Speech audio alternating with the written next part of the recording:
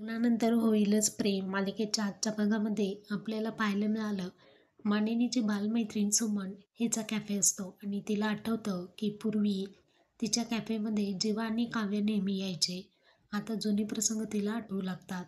जेव्हा काव्यासाठी छान अशा कविता लिहित बसलेला असायचा आणि तासनतास त्या कॅफेमध्ये ते वेळ घालवायचे.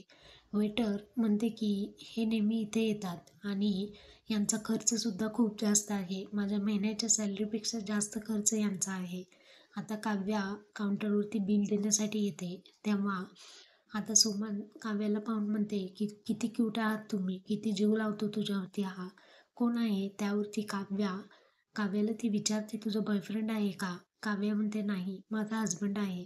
आता हे ऐकून तिला खूप छान वाटतं. पुढे जेव्हा तिला त्याच कॅफेमध्ये प्रपोज करत असतो, रागवलेली असताना समजूत काढत असतो आणि असे छान प्रसंग ह्या दोघांचे गेलेले असतात. आता सुमनला खूप ते आठवत असतं